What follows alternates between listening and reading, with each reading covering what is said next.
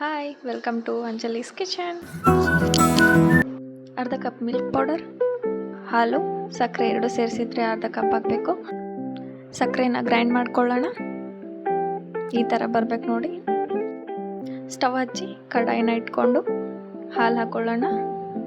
ಅದಾದಮೇಲೆ ಸಕ್ಕರೆ ಪೌಡರ್ ಹಾಕ್ಕೊಳ್ಳೋಣ. ಹೀಗೆ ಒಂದು ಕುದಿ ಬರಬೇಕು. ಅದಾದಮೇಲೆ ಸ್ಪೂನಿಂದ ಹೀಗೆ ತಿರುಗಬೇಕು.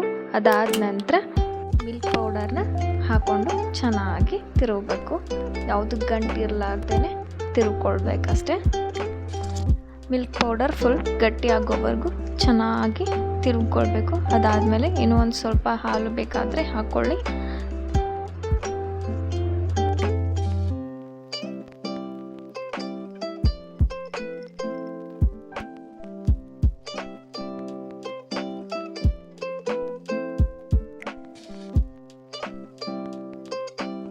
ಸ್ವಲ್ಪ ಗಟ್ಟಿಯಾಗಕ್ಕೆ ಬರುತ್ತಲ್ಲ, ಆ ಹದ ಇರುವಾಗ ಒಂದು ಸ್ಪೂನ್ ತುಪ್ಪ ಹಾಕ್ಕೊಂಡು ಚೆನ್ನಾಗಿ ತಿರುಗಬೇಕು. ಈ ಥರ ನೋಡಿ. ಇದನ್ನು ಒಂದು ಸೈಡ್ಗೆ ತೆಗೆದು ಈ ಥರ ತುಪ್ಪ ಸವರಬೇಕು. ಅದಾದಮೇಲೆ ಹಾಕ್ಕೊಳ್ಳಿ.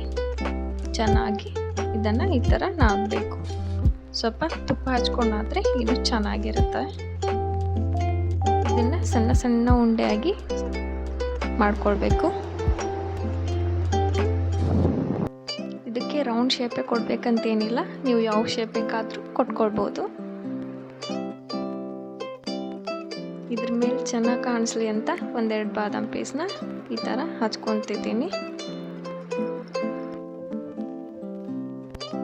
ನೋಡಿ ಎಷ್ಟು ಚೆನ್ನಾಗಿ ಬಂದಿದೆ ಅಂತ. ನೀವು ಟ್ರೈ ಮಾಡಿ, ಹೇಗೆ ಬಂದಿದೆ ಅಂತ ಕಮೆಂಟ್ ಮಾಡಿ ಹೇಳಿ.